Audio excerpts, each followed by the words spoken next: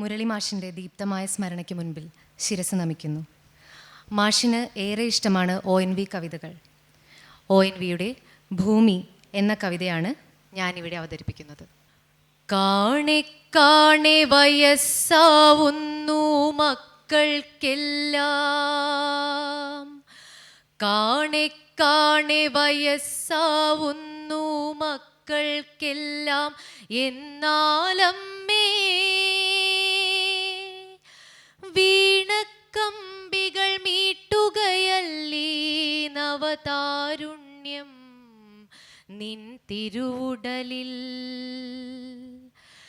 ഇന്നലെ ഇവിടെ കുഞ്ഞിക്കാലടിയടയാളത്താൽ പൂക്കളമെഴുതി ഇന്നവർ വാഴ്വിൻ വൻ ചുമടേറ്റി നടന്നിടുന്നു പാഴ്ചുവടൂന്നീ. ഓരോ വട്ടവും ഓണക്കളിയുടെ താളമയഞ്ഞിടുന്നു ഞങ്ങളിൽ, ഓരോ വട്ടവും ഓണക്കളിയുടെ താളമയഞ്ഞിടുന്നു ഞങ്ങളിൽ. ഓണനിലാവിൻ പുടവയുടുത്താൽ അമ്മയ്ക്കിന്നും പുതുലാവണ്യം. സർഗലയങ്ങളിലൊരുപോൽ പുളകം കൊള്ളൂ നീ, സർഗലയങ്ങളിലൊരുപോൽ പുളകം കൊള്ളൂ നീ. പുതുനാമ്പുകൾ ഉണരുന്നൊപ്പമതിൻ്റെ ഞരമ്പുകളിൽ പുഴുപോലെ അരിച്ചു നടപ്പൂ ജീർണത. സർഗലയങ്ങളിലൊരുപോൽ പുളകം കൊള്ളൂ നീ, പുതുനാമ്പുകൾ ഉണരുന്നൊപ്പമതിൻ്റെ ഞരമ്പുകളിൽ പുഴുപോലെ അരിച്ചു നടപ്പൂ ജീർണത. പൂവിനൊരു പകൽ പൂർണേന്ദുവിനൊരു രാവ്, ഒരു ഷസ്സിനു തിരുനെറ്റിയിലെ പൂവിരിയും വരെ ഒരു പുരുഷായുസ്സൊരു പിടി നീർപ്പോളകൾ പൊലിയും വരെ. പൂവിനൊരു പകൽ പൂർണേന്ദുവിനൊരു രാവ്, ഒരു ഷസ്സിനു തിരുനെറ്റിയിലെ പൂവിരിയും വരെ ഒരു പുരുഷായുസ്സൊരു പിടി നീർപ്പോളകൾ പൊലിയും വരെ. പൂവുമുഷസ്സും ഞാനും നിമിഷത്തിരകളിലൊഴുകിപ്പോകെ, മറ്റൊരു പൂവും മറ്റൊരു ഷസ്സും മറ്റൊരു ഞാനും കനകക്കണ്ണികൾ കോർക്കേ. നശ്വരനാദകണങ്ങൾ ഞങ്ങളനശ്വരതേ, നശ്വരനാദകണങ്ങൾ ഞങ്ങളനശ്വരതേ. നിൻ സംഗീതത്തിൻ നിശ്ചിതമാം സ്വരവിന്യാസത്തിനു പൂർണ്ണത ചേർത്തമൃതം നുകരുന്നു. പൂവുമുഷസ്സും ഞാനും നിമിഷത്തിരകളിലൊഴുകിപ്പോകെ, മറ്റൊരു പൂവും മറ്റൊരു ഷസ്സും മറ്റൊരു ഞാനും കനകക്കണ്ണികൾ കോർക്കേ. നശ്വരനാദകണങ്ങൾ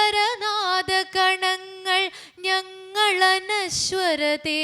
നിൻ സംഗീതത്തിൻ നിശ്ചിതമാം സ്വരവിന്യാസത്തിനു പൂർണ്ണത ചേർത്തമൃതം നുകരുന്നു. നന്ദി. ഈ വർഷത്തെ പ്രൊഫ.M മുരളീധരൻ അനുസ്മരണ ചടങ്ങിനെത്തിയ എല്ലാവരെയും ഈ ചടങ്ങിലേക്ക് സമിതിക്ക് വേണ്ടി സ്നേഹപൂർവ്വം ആദരപൂർവ്വം സ്വാഗതം ചെയ്യുകയാണ്. ഈ വർഷത്തെ അനുസ്മരണ പരിപാടിയുടെ അധ്യക്ഷത വഹിക്കുന്നത് ഫൗണ്ടേഷൻ്റെ പ്രസിഡൻ്റ് കൂടിയായ ഡോക്ടർ കൗംബായി ബാലകൃഷ്ണൻ മാഷാണ്.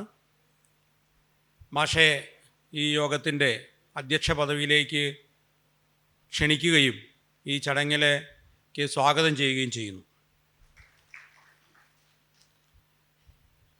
ഇന്ന് ഇതിൻ്റെ ഉദ്ഘാടനവും അവാർഡ് വിതരണവും, അവാർഡ് എന്ന് പറയുമ്പോൾ professor Muraleedharan memorial award for the best college teacher എന്ന പേരിൽ ഒരു അവാർഡ് നമ്മൾ കഴിഞ്ഞ വർഷം മുതൽ കേരളത്തിലെ ആർട്സ് ആൻഡ് സയൻസ് കോളേജ് അധ്യാപകർക്കായിട്ട് ഏർപ്പെടുത്തിയിട്ടുണ്ട്.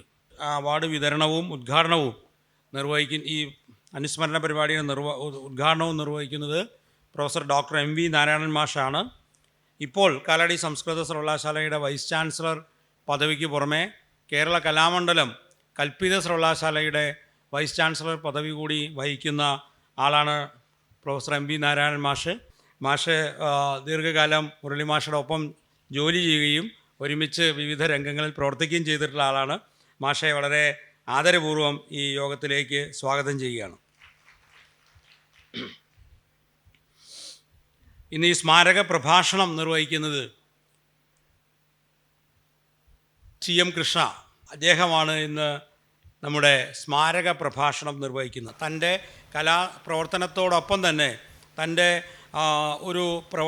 തൻ്റെ ഒരു ചുമതലയായി സാംസ്കാരിക പ്രവർത്തനത്തെ കാണുന്ന ഒരാളാണ് എന്ന് നമുക്കറിയാം. ഈ സ്മാരക പ്രഭാഷണം നടത്തുന്നതിന് വേണ്ടി കലയും സാംസ്കാരിക പ്രതിരോധവും എന്ന സ്മാരക പ്രഭാഷണം നടത്തുന്നതിന് വേണ്ടി സ്വാഗതം ചെയ്യുകയാണ്. പരിപാടിക്കും അതുപോലെ തന്നെ അവാർഡ് ജേതാവിനും ആശംസകൾ അർപ്പിക്കുന്നതിന് വേണ്ടി ഇവിടെ എത്തിയിട്ടുള്ളത് മുരളി മാഷയുടെ പ്രിയപ്പെട്ട പ്രസ്ഥാനമായിട്ടുള്ള AKPCTA തൃശ്ശൂർ ജില്ലാ പ്രസിഡൻ്റായിട്ടുള്ള ശ്രീമതി ആശ S. കുട്ടിയാണ്. പഴഞ്ഞി മാർ ഡയോണീഷ്യസ് കോളേജിലെ മാനേജ്മെൻറ്റ് വിഭാഗം അധ്യാപികയും സാമൂഹിക പ്രവർത്തകയുമാണ് ശ്രീമതി ആശ S. കുട്ടി. അവരെ വളരെ സ്നേഹപൂർവ്വം ഈ യോഗത്തിലേക്ക് സ്വാഗതം ചെയ്യുന്നു. അവാർഡ് നൽകപ്പെടുന്നത് അല്ലെങ്കിൽ professor M. Muraleedharan memorial award for the best college teacher എന്നുള്ള അവാർഡിന് അർഹനായിരിക്കുന്നത് തിരുവനന്തപുരത്ത് സർക്കാർ വനിതാ കോളേജിലെ രസതന്ത്ര വിഭാഗം അധ്യാപകനായിട്ടുള്ള ഡോക്ടർ രതീഷ് കൃഷ്ണനാണ്. രതീഷ് കൃഷ്ണൻ ഇവിടെ എത്തിയിട്ടുണ്ട്. രതീഷ് കൃഷ്ണനെ വളരെ സ്നേഹപൂർവ്വം ഈ യോഗത്തിലേക്ക് സ്വാഗതം ചെയ്യുകയാണ്.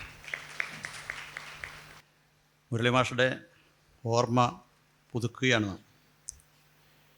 എന്നെ സംബന്ധിച്ച്, എന്നെപ്പോലെ നിരവധി ആളുകളെ സംബന്ധിച്ചിടത്തോളം ആ ഓർമ്മ പുതുക്കേണ്ടതില്ല.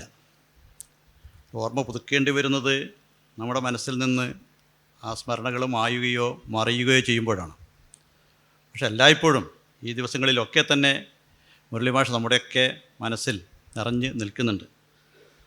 അതുകൊണ്ട് അതൊരു പുതുക്കുക എന്ന് പറയുന്ന ഒരു വളരെ യാന്ത്രികമായ ഒരു ചടങ്ങ് മാഷെ സംബന്ധിച്ചിടത്തോളം ആവശ്യമില്ല എന്ന് വിശ്വസിക്കുന്ന ഒരാളാണ് ഞാൻ. ഇവിടെ ഇരിക്കുന്ന പലരുടെയും അനുഭവം അതുതന്നെയായിരിക്കും എന്ന് ഞാൻ കരുതിയാണ്.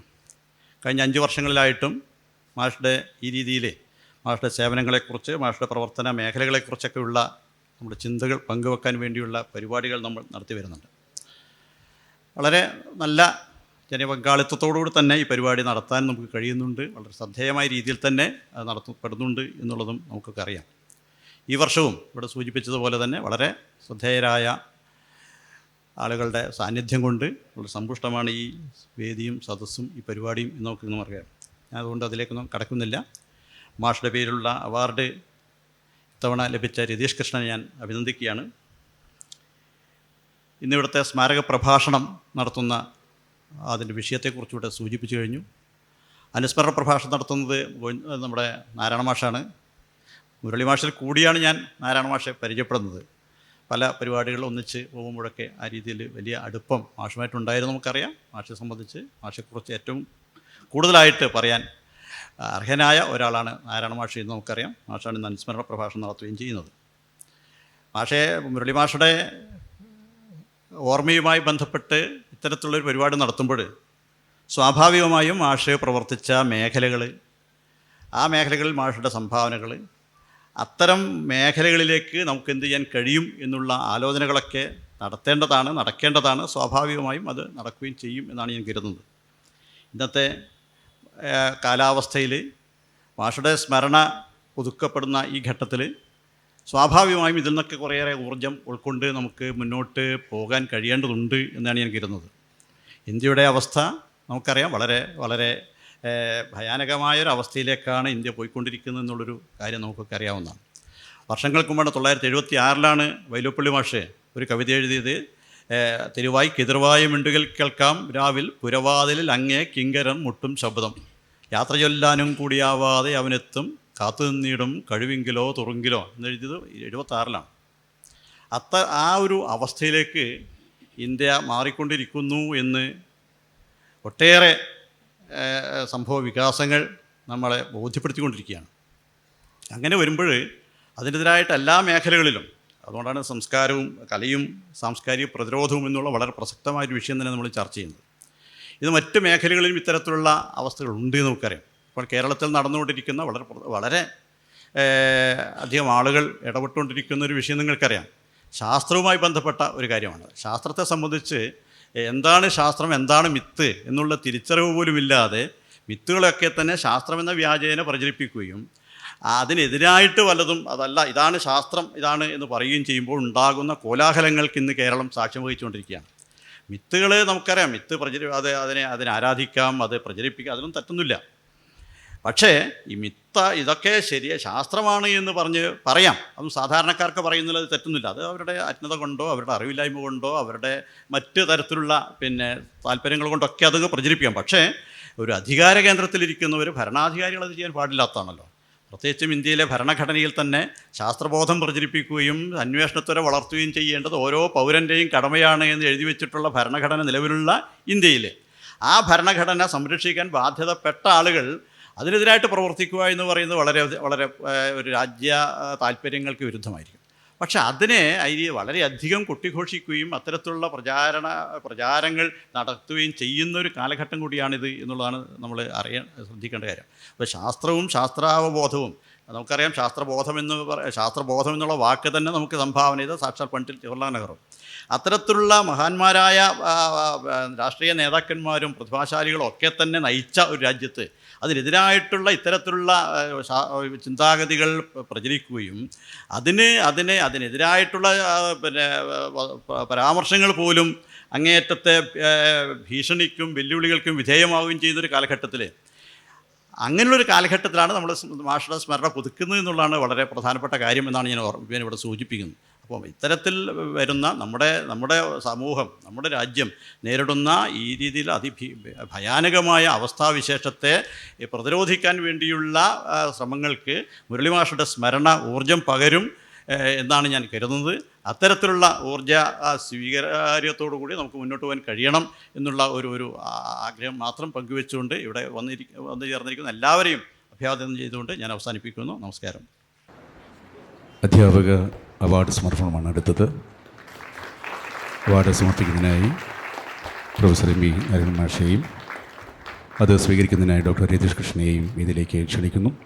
പത്രപ്രവർത്തനം എന്ന നിലയ്ക്ക് 6 മാസം കഴിഞ്ഞതിന് ശേഷം സെൻറ്റ് തോമസിൽ ചേരുമ്പോൾ ആദ്യത്തെ ദിവസം തന്നെ ആദ്യത്തെ ഒപ്പിടുന്ന സമയത്ത് മുരളി മാഷായിരുന്നു ആ ഒപ്പിടുന്നതിന് സാക്ഷിയായിട്ടുണ്ടായിരുന്നത്. അന്ന് ചെറിയൊരു ഫലിതം പറഞ്ഞു മാഷ്. എങ്ങനെയാണ് ഒപ്പിടാൻ പോകുന്നത് എന്ന് ചോദിച്ചു. അപ്പോൾ ഞാൻ വലിയ നീട്ടിവലിച്ചുള്ള ഒപ്പിടാൻ പുറപ്പെട്ടപ്പോൾ പറഞ്ഞു, വേണ്ട, കൊടുത്തയക്കാൻ പറ്റുന്ന ഒപ്പിട്ടാൽ മതി എന്ന് പറഞ്ഞു. അതിൻ്റെ അർത്ഥം നിങ്ങൾക്ക് മനസ്സിലാവും. അന്ന് തൊട്ടാണ് വെറും ഒരു കൊടയും ഒരു വട്ടവും മാത്രം വരയ്ക്കുന്ന എൻ്റെ ഒപ്പ് ഉണ്ടായത്.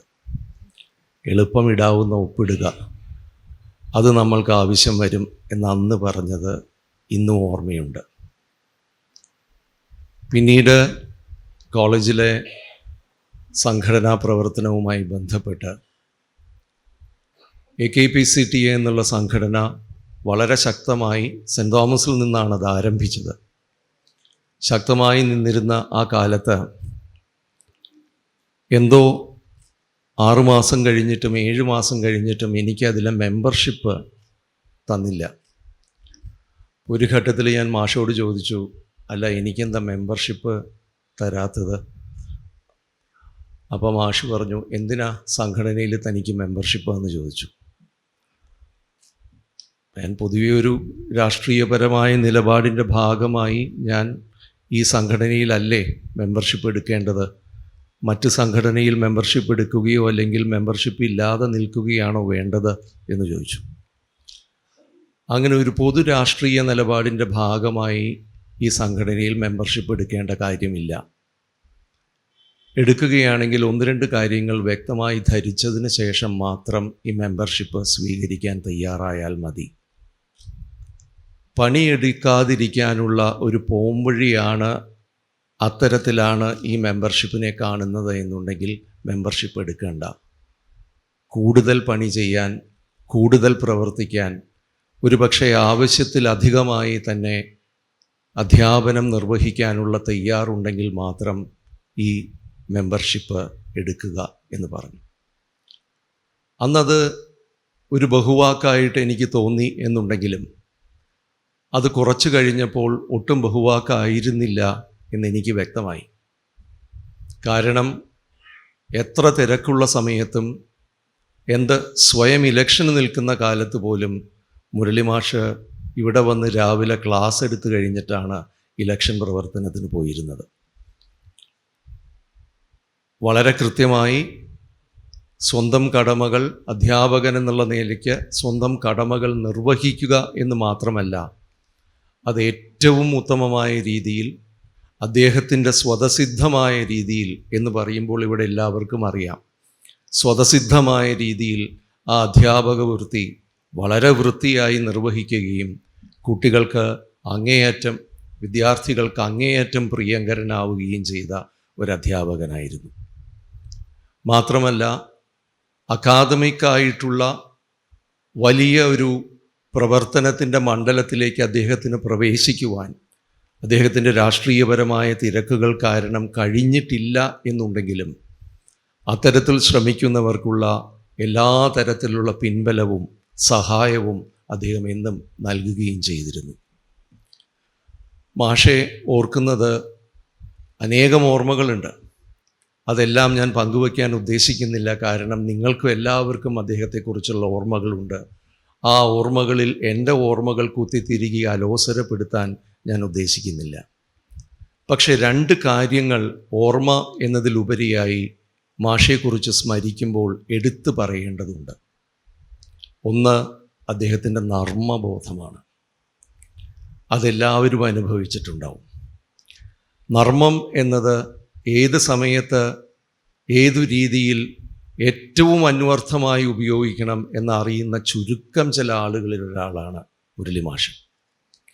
പരിഹാസം കുറിക്കുകൊള്ളുന്ന പരിഹാസം ആയി ഉപയോഗിക്കാൻ അറിയുന്ന, എന്നാൽ അതേസമയം ആരെയും നോവിക്കാതെ തന്നെ ഒരു സന്ദർഭത്തിൻ്റെ, ഒരു സാഹചര്യത്തിൻ്റെ ഫലിതം അല്ലെങ്കിൽ അതിൻ്റെ ഐറണി എന്ന് പറയുന്നത് പൂർണ്ണമായി പുറത്തു കൊണ്ടുവരാൻ പറ്റാവുന്ന നിരീക്ഷണങ്ങളാണ് പലപ്പോഴും മുരളിമാഷ് നടത്താറ്. ആ നർമ്മബോധം, അത്തരത്തിൽ ഒരു പെട്ടെന്നുള്ളൊരു ഉൾക്കാഴ്ച നമുക്ക് ഒരു സാഹചര്യത്തെക്കുറിച്ച് നൽകുമ്പോൾ തന്നെ പലപ്പോഴും സംഘർഷങ്ങളെ അത് അയച്ചു കൊണ്ടുവരികയും ഒരുപക്ഷെ മറ്റൊരു രീതിയിലേക്ക് മാറിപ്പോകാൻ സാധ്യതയുണ്ടായിരുന്ന സാഹചര്യങ്ങളെ ഒരു സൗഹാർദ്ദപരമായ രീതിയിലേക്ക് മാറ്റിയെടുക്കുവാൻ എന്നും മാഷക്ക് കഴിയുകയും ചെയ്യുമായിരുന്നു. ഒരു ഘട്ടത്തിൽ ഞാൻ ചോദിക്കുകയുണ്ടായി, വളരെ സവിശേഷമായൊരു സാഹചര്യമായിരുന്നു. അധ്യാപകരും മാനേജ്മെൻറ്റും തമ്മിലുള്ള അതികലശലായൊരു തർക്കത്തിൻ്റെ സമയത്ത് ഏറ്റവും വികാരങ്ങൾ തീവ്രമായി നിന്ന് അന്യോന്യം മുഖാമുഖം നിന്ന് തർക്കിക്കുന്ന സമയത്താണ് മാഷ് ഇത്തരത്തിലൊരു തമാശ പൊട്ടിക്കുന്നത്. അവരും ചിരിച്ചു, ഇപ്പുറത്തും ചിരിച്ചു. അപ്പോൾ ഞാൻ ചോദിച്ചു, മാഷ് അതിൻ്റെ ആ ഒരു ടെൻഷൻ കളയല്ലേ ചെയ്തത് എന്ന് ചോദിച്ചു. അപ്പോൾ എന്നോട് പറഞ്ഞു, അത് ഞാൻ പിന്നീട് വേറെ ഉപയോഗിച്ചിട്ടുണ്ട്, എന്നോട് പറഞ്ഞു, എടോ നർമ്മം ഒരു രാഷ്ട്രീയ പ്രവർത്തനമാണ്. നർമ്മം ഒരു രാഷ്ട്രീയ പ്രവർത്തനമാണ്.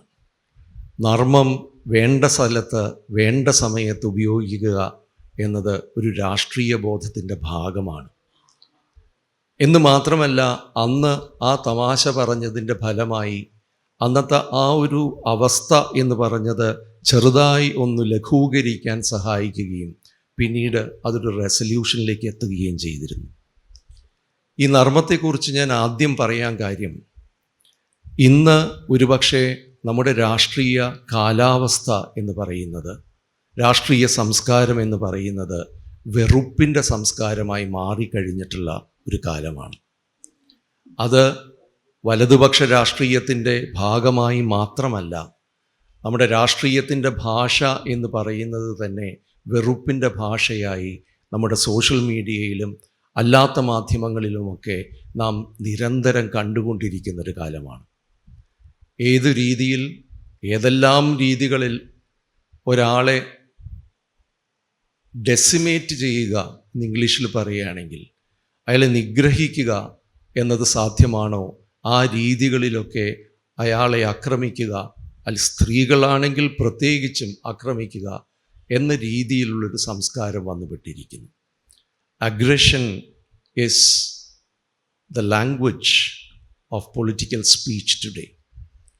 അത്തരമൊരു അഗ്രഷൻ എന്ന് പറയുന്നത് ഉടനീളം ഈ സംസ്കാരത്തിൻ്റെ ഭാഗമാവുകയും അതിലൂടെ ഉണ്ടാവുന്ന സംഘർഷങ്ങളിൽ നിന്നും ചില സവിശേഷപ്പെട്ട ശക്തികൾ കൃത്യമായി അവരുടെ കൊയ്ത്ത് നടത്തുകയും ചെയ്യുന്ന ഒരു കാലത്താണ് നാം ജീവിക്കുന്നത്.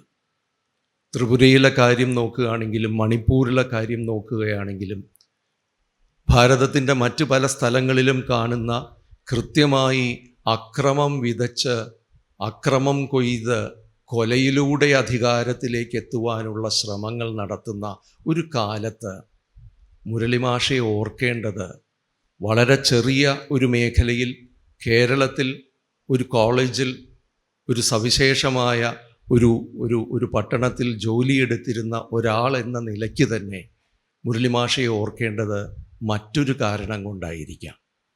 കാരണം എത്ര രാഷ്ട്രീയപരമായ നിലപാടുകൾ നിലനിർത്തുമ്പോഴും അവ എത്ര കർക്കശമായും എത്ര ശക്തമായും നിലനിർത്തുമ്പോഴും മുരളിമാഷ് ഉടനീളമുണ്ടായിരുന്നത് കൃത്യമായ ഒരു ജനാധിപത്യ ബോധമായിരുന്നു.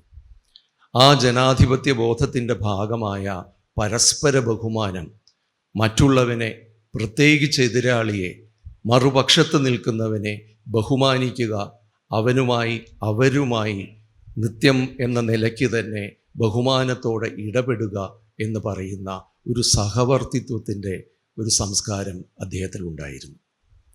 And that was what made dialogue possible. മാഷ് ഒരുപക്ഷെ ജീവിതത്തിൽ ഏറ്റവും പ്രധാനപ്പെട്ട രീതിയിൽ ഉപയോഗിച്ചിട്ടുള്ള ഒരു കാര്യം ഈ ഡയലോഗിൻ്റെ സാധ്യതയാണ്. മറ്റുള്ളവരുമായും അധികാരപക്ഷത്തിരിക്കുന്നവരുമായും എതിർപക്ഷത്തിരിക്കുന്നവരുമായും അദ്ദേഹം വളരെ കൃത്യമായി ഉപയോഗിച്ചത് ഈ ഡയലോഗിൻ്റെ ഒരു സംസ്കാരമാണ്. ആ ഡയലോഗാണ് ഇന്ന് നമ്മുടെ രാഷ്ട്രീയ ജീവിതത്തിൽ ഏറ്റവും വിരളമായി മാറിക്കഴിഞ്ഞിരിക്കുന്നത്.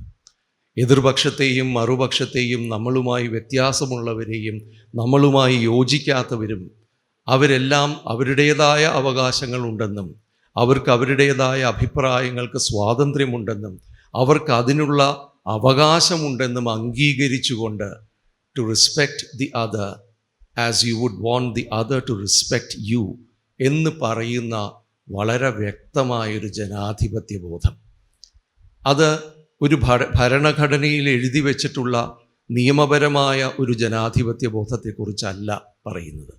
മറിച്ചൊരു സംസ്കാരം എന്ന നിലയ്ക്ക്, ഒരു വ്യക്തിയുടെ സ്വഭാവം എന്ന നിലയ്ക്ക്, ഒരു സമൂഹ ജീവി എന്ന നിലയ്ക്കുള്ള ആ ഒരു ജനാധിപത്യ ബോധവും സഹവർത്തിത്വവും മാഷയ്ക്ക് വളരെ പ്രധാനമായിരുന്നു. അതിനനേകം സന്ദർഭങ്ങൾ എനിക്ക് ഓർമ്മയുണ്ട്, അത് പറയേണ്ടതില്ല. നിങ്ങളിൽ പലർക്കും ഒരുപക്ഷെ സ്വയം പരിചയമുള്ള കാര്യമായിരിക്കാം ഇത്. കാവുമ്പായി സൂചിപ്പിച്ച പോലെ ഇന്ന് നാം മുരളിമാഷയെ ഓർക്കേണ്ടത്, തീർച്ചയായും ഓർക്കേണ്ടത് ആ ജനാധിപത്യ ബോധത്തെക്കുറിച്ചും ആ ജനാധിപത്യ ബോധത്തിന് വേണ്ടി അല്ലെങ്കിൽ ആ ഒരു ഡയലോഗിന് വേണ്ടി അദ്ദേഹം നർമ്മത്തെ ഒരു പൊളിറ്റിക്കൽ ഡിവൈസായിട്ട് ഉപയോഗിച്ചതിനെക്കുറിച്ചുമായിരിക്കണം. ഇത്ര മാത്രമേ എനിക്ക് പറയാനുള്ളൂ. അദ്ദേഹത്തിൻ്റെ സ്മരണകൾക്ക് മുന്നിൽ ഞാൻ തലകുനിക്കുന്നു. ഞാൻ പങ്കുവയ്ക്കാൻ ആഗ്രഹിക്കുന്ന മുരളിമാഷ് പ്രതിനിധാനം ചെയ്ത AKPCTA പ്രസ്ഥാനത്തിനെ അതിൽ നിന്നുകൊണ്ട് ഞാൻ പങ്കുവയ്ക്കാൻ ആഗ്രഹിക്കുന്ന കുറച്ച് കാര്യങ്ങൾ ഇവിടെ ഷെയർ ചെയ്യാണ്. ഒന്നാമതായിട്ട്, എൻ്റെ അച്ഛൻ സർവീസിൽ നിന്ന് റിട്ടയർ ചെയ്ത് ഇനി സംഘടനാ പ്രവർത്തനമൊക്കെ മതി, വീട്ടിൽ റിട്ടയർമെൻറ്റ് ലൈഫും അതിനൊപ്പം ഊർജ സംരക്ഷണ മേഖലയിലുള്ള ചില ക്ലാസ്സുകളുമൊക്കെയായി അങ്ങനെ സെറ്റായി മുന്നോട്ട് പോകാമെന്ന് തീരുമാനിച്ച് ഇരുന്നൊരു വേളയിൽ മുരളി മാഷ് അദ്ദേഹത്തിനെ സ്നേഹപൂർവ്വം ഒന്ന് നിർബന്ധിക്കുകയുണ്ടായി. അതുപോരാ, പാർട്ടി പ്രവർത്തനത്തിലും കൂടി ചെറുതായി ഒന്ന് ഇൻവോൾവ്മെൻ്റ് ഒക്കെ വേണമെന്ന്. അങ്ങനെ പറഞ്ഞപ്പോൾ എൻ്റെ അച്ഛൻ വീട്ടിൽ വന്ന് പറഞ്ഞൊരു വാചകമുണ്ട്, മുരളി മാഷ് നിർബന്ധിച്ച പിന്നെ എങ്ങനെയാ വേണ്ടാന്ന് പറയുക എന്ന്. എനിക്കറിയാം, പേഴ്സണലായിട്ടുള്ള കാര്യങ്ങൾ, നമ്മളുടെ ഓർമ്മകൾ പങ്കുവെക്കാനുള്ള ഒരു വേദിയല്ല ഇത്. എന്നാൽ പോലും അങ്ങനെ ഒരുപാട് ആളുകളെ കൊണ്ട് മുരളി മാഷ് പറഞ്ഞാൽ അത് പിന്നെ എങ്ങനെയാ വേണ്ടാന്ന് പറയുക എന്നൊരു തരത്തിൽ ഒരുപാട് ആളുകളെ കൊണ്ട് പറയിക്കാൻ അദ്ദേഹത്തിന് പറ്റിയിട്ടുണ്ടെങ്കിൽ അതിന് പിന്നിലുള്ള അദ്ദേഹത്തിൻ്റെ വ്യക്തിത്വം അതെന്തായിരുന്നിരിക്കണം, എത്ര ഇൻഫ്ലുവൻഷ്യൽ ആയിരുന്നിരിക്കണം എന്ന് ഞാൻ എന്നും അഡ്മിറേഷനോടെ നോക്കി കാണാറുണ്ട്. അന്നും ഇന്നും എന്നും മുരളി മാഷിനെ കുറിച്ച് പറയുമ്പോൾ എൻ്റെ മനസ്സിൽ ആദ്യം ഓർമ്മ വരുന്നത് ഈ ഒരു സന്ദർഭമാണ്. നമുക്കറിയാം, വളരെ സങ്കീർണമായ, ഇപ്പം മാഷൊക്കെ ഇവിടെ പറഞ്ഞു, വളരെ സങ്കീർണമായ കോംപ്ലിക്കേറ്റഡ് ആയിട്ടുള്ള ഒരു സോഷ്യൽ സംവിധാനത്തിലൂടെയാണ് നമ്മൾ ഇന്ന് കടന്നു പോകുന്നത്. തെറ്റേതാണ് ശരി ഏതാണ് എന്ന് തിരിച്ചറിയാൻ പറ്റാതെ ശരിയിനെക്കാട്ടിലും ഉപരിയായിട്ട് തെറ്റുകൾ പ്രചരിക്കപ്പെടുന്ന, നമ്മൾ പറയുന്ന വാക്കുകൾക്ക് ആ വാക്കുകളുടെയും മേലെയുള്ള പല അർത്ഥതലങ്ങളും കൊടുക്കുകയും എന്താണോ നമ്മൾ ഉദ്ദേശിക്കാതിരുന്നത് ആ ഒരു മെസ്സേജ് വളരെ കൃത്യമായി സർക്കുലേറ്റ് ചെയ്യുകയും ചെയ്യുന്ന ഒരുപാട് ആളുകളും അതിനെ വളരെയധികം സപ്പോർട്ട് ചെയ്യുന്ന ഒരു സോഷ്യൽ മീഡിയ മാധ്യമ സംവിധാനവും ഒക്കെ ഉള്ള ഒരു കാലത്ത് ഒരു നല്ല മനുഷ്യനായി, കമ്മിറ്റഡ് ആയിട്ടുള്ള ഒരു മനുഷ്യനായി, സാമൂഹിക ജീവിയായിട്ട് പോലും ജീവിക്കുക എന്നതൊരു വലിയ വെല്ലുവിളിയാണ്. അങ്ങനെ ഉള്ളൊരു കാലത്ത് അതിനുപരിയായി പല മേഖലകളിൽ പ്രവർത്തിക്കുമ്പോൾ, പല മണ്ഡലങ്ങളിൽ പ്രവർത്തിക്കുമ്പോൾ ചില സമയത്ത് തോറ്റുപോകുമോ എന്ന് പേടി തോന്നിയിട്ടുണ്ട്. ചില സമയത്ത് ഇതിനൊക്കെ ഇറങ്ങണമായിരുന്നോ, ഞാൻ, എൻ്റെ ഫാമിലി, എൻ്റെ ഒരു സ്പേസ് എന്ന് ഒരു ചെറിയ ചിന്തയിലേക്ക് ചുരുങ്ങി അങ്ങ് സമാധാനമായി കഴിഞ്ഞാൽ മതിയായിരുന്നില്ലേ, എന്തിനാണ് ഇത്ര സാമൂഹിക പ്രതിബദ്ധതയോടുകൂടി വിഷയങ്ങളിൽ ഇടപെടുന്നത് എന്നൊക്കെ ചിന്തിച്ചു പോകുന്ന സമയത്ത് നമ്മൾ ആശ്വാസത്തിനായിട്ട്, ആശ്രയത്തിനായിട്ട്, ഉപദേശത്തിനായിട്ട്, സമാധാനത്തിനായിട്ട് തേടുന്ന ചില മുഖങ്ങളുണ്ട്. ആ മുഖങ്ങളിൽ എന്നുമുള്ള മുഖമാണ് മുരളി മാഷിൻ്റെ. അത് അദ്ദേഹം പ്രതിനിധാനം ചെയ്തൊരു പ്രസ്ഥാനത്തിൻ്റെ നിന്ന് പറയുമ്പോൾ it's from my heart, I can feel it from my heart. വളരെ സത്യസന്ധമായൊരു കാര്യമാണ്. ഒരു അധ്യാപിക എന്ന നിലയിലും ഒരു സാമൂഹിക രംഗത്തൊക്കെ പ്രവർത്തിക്കുന്ന ഒരു സംഘടനാ പ്രവർത്തക എന്ന നിലയിലും എന്താണ് ഞാൻ മാഷിൽ നിന്ന് ഉൾക്കൊണ്ടിട്ടുള്ളത് എന്ന് നിങ്ങൾ ചോദിച്ചാൽ 2-3 കാര്യങ്ങൾ അക്കമിട്ട് പറയേണ്ടതായിട്ട് വരും. അതിലൊന്നാമത്തതായിട്ട്, ഏതൊരു അധ്യാപകനായിക്കോട്ടെ ഒരു അധ്യാപികയായിക്കോട്ടെ അവരെ സംബന്ധിച്ച് അവരുടെ അൾട്ടിമേറ്റ് കമ്മിറ്റ്മെൻ്റ് എന്ന് പറയുന്നത് വിദ്യാർത്ഥി സമൂഹത്തിനോട് തന്നെയാണ്. അവരേത് മണ്ഡലങ്ങളിൽ ഇരുന്നാലും, ഏതൊക്കെ മേഖലകളിൽ അവർ പ്രവർത്തിച്ചാലും, എന്തെല്ലാം ഉത്തരവാദിത്വങ്ങൾ അവർക്കുണ്ടായാലും, അവരേതെല്ലാം വിഷയങ്ങളിലൂടെ കടന്നു പോയാലും ആ അധികാരവും ആ ഉത്തരവാദിത്വവും എല്ലാം നിർവഹിക്കുമ്പോൾ തന്നെ the very base line thought അവരുടെ മൈൻഡിൽ ഉണ്ടാവേണ്ടത്, ഇതുകൊണ്ട് ഞാൻ നയിക്കുന്ന അല്ലെങ്കിൽ ഞാൻ കടമ ചെയ്യേണ്ട വിദ്യാർത്ഥികൾക്ക് എനിക്ക് എന്ത് കൊടുക്കാൻ പറ്റി എന്നൊരു തോട്ട്. അതാണ് ഞാൻ ഒന്നാമത് ഉൾക്കൊണ്ട പാഠം. രണ്ടാമതായിട്ട്, ഒരുപാട് വ്യത്യസ്തമായ ആശയങ്ങൾ യാതൊരു തരത്തിലുള്ള നിയന്ത്രണവുമില്ലാതെ തലങ്ങും വിലങ്ങും പ്രവഹിക്കുന്ന ഒരു സമൂഹ വ്യവസ്ഥിതിയാണ് നമ്മുടേത്. അത് ചിലത് നമുക്ക് വളരെ പോസിറ്റീവായിട്ട് നമുക്ക് സ്വീകരിക്കാൻ പറ്റും, ചിലത് അങ്ങനെയല്ല, നമുക്ക് ഒട്ടും പൊരുത്തപ്പെടാൻ പറ്റിയെന്ന് വരില്ല, ചിലത് പാർഷ്യലായിട്ട് അതും ശരിയാണല്ലോ എന്ന ചിന്തകളൊക്കെ നമുക്ക് തോന്നാം. പക്ഷെ അങ്ങനെയുള്ള എല്ലാ കാര്യങ്ങളെയും സഹിഷ്ണുതയോടുകൂടി കേൾക്കാനും അതിൻ്റെ അന്തസത്തെ ഉൾക്കൊള്ളാനും, എന്നാൽ തൻ്റെ നിലപാടിൽ ഉറച്ചുകൊണ്ട് ഉറച്ചു നിന്നുകൊണ്ട് യാതൊരുവിധ മുഷിച്ചിലുമില്ലാതെ ഒരു ചെറിയ പുഞ്ചിരിയോടുകൂടി സംവാദപരമായിട്ട് ഇതിനോടൊക്കെ മറുപടി പറയാനുള്ളൊരു കഴിവുണ്ടല്ലോ, അത് എനിക്ക് കിട്ടണമെന്ന് ഒരുപാട് ആഗ്രഹിച്ച ഒരു ക്വാളിറ്റിയാണ്. മാഷിൽ നിന്ന് നമ്മൾ കണ്ടുപഠിക്കുക എന്നൊക്കെ പറയണ പോലെ നമ്മൾ ആഗ്രഹിച്ച ഒരു ക്വാളിറ്റിയാണ്. ഏതൊരു മനുഷ്യനാണെങ്കിലും അവനവനെ പരിവർത്തനം ചെയ്തുകൊണ്ട് മാനുഷിക മൂല്യങ്ങളിലേക്ക്, മാനവികതയിലേക്കുള്ളൊരു നടന്നടുക്കൽ ആവണം എന്ന ആശയം വളരെ ഭംഗിയായിട്ട് പങ്കുവെച്ചൊരു ജീവിതമാണ് മാഷിൻ്റെ. അതിനുപരിയായിട്ട് ഒരു സ്വതന്ത്ര മനുഷ്യൻ എന്ന് പറയുന്നത് മാനുഷികമായിട്ടുള്ള എന്ത് കാര്യങ്ങളെയും യാതൊരുവിധ സങ്കോചവുമില്ലാതെ നമ്മളിലേക്കായി സ്വീകരിക്കാൻ പറ്റുന്നവരായിരിക്കണം. ഒരു മാർക്സിസ്റ്റ് ചിന്ത കൂടിയാണത്. അങ്ങനെ ഉള്ള ഒരു ജീവിതം ഇവിടെ പറഞ്ഞു വെച്ചിട്ട് ഞങ്ങളെപ്പോലെ ഈ പ്രസ്ഥാനത്തിനെ ശക്തിയിൽ മുന്നോട്ട് കൊണ്ടുപോകണമെന്ന് ആഗ്രഹിക്കുന്ന ഒരു പറ്റം ആളുകൾക്ക് വലിയൊരു ഊർജം പകർന്നുകൊണ്ട് പഠിക്കാനൊരു പാഠപുസ്തകം തുറന്നു വെച്ച് പോയ ഒരു വലിയ മനുഷ്യനെ കുറിച്ച് എന്നാലാവും വിധം ഒരു 5 or 6 വാക്കുകൾ ഇവിടെ പറയുമ്പോൾ ധന്യമാകുന്നത് എൻ്റെ ജീവിതമാണ്. അതിൽ ഒരുപാട് നന്ദിയും സന്തോഷവുമുണ്ട്. ദീപ്തമായ മുരളിമാഷിൻ്റെ സ്മരണകൾക്ക് മുമ്പിൽ പ്രണമിച്ചുകൊണ്ട് നിർത്തുന്നു. നമസ്കാരം. ബഹുമാനപ്പെട്ട അധ്യക്ഷൻ, വേദിയിലും സദസ്സിലുള്ള ബഹുമാന്യരെ, ഏറെ ബഹുമാന്യനായ എം മുരളീധരൻ മാഷിൻ്റെ പേരിലുള്ള ഈ അവാർഡിന് എന്നെ പരിഗണിച്ചതിനും അതിനെന്നെ അർഹനായി കണക്കാക്കിയതിനുമുള്ള എൻ്റെ നന്ദി ഈ അവാർഡ് നിർണയ സമിതിയോടും മുരളി മാഷിൻ്റെ പേരിലുള്ള ഫൗണ്ടേഷനോടും അറിയിക്കട്ടെ. ഒരു നീണ്ട സംസാരത്തിന് ഇവിടെ യാതൊരു സ്ഥാനവുമില്ല. ഈ സദസ്സിനും ഇനി ഇവിടെ നടക്കാൻ പോകുന്ന പ്രൗഢഗംഭീരമായ ഒരു പ്രസംഗത്തിനുമിടയിൽ തടസ്സമായി നിൽക്കാൻ ആഗ്രഹമില്ലാത്തതുകൊണ്ടും ഇങ്ങനെ ഒരു വേദിയിൽ ഇത്ര പ്രൗഢഗംഭീരമായ ഒരു സദസ്സിന് മുന്നിൽ വെച്ച് ഈ അവാർഡ് ഏറ്റുവാങ്ങാൻ എനിക്ക് കഴിഞ്ഞു എന്നുള്ള സന്തോഷവും നന്ദിയും കൂടി രേഖപ്പെടുത്തി എല്ലാവരോടുള്ള എൻ്റെ നന്ദി അറിയിച്ചുകൊണ്ട് നിർത്തട്ടെ. നന്ദി.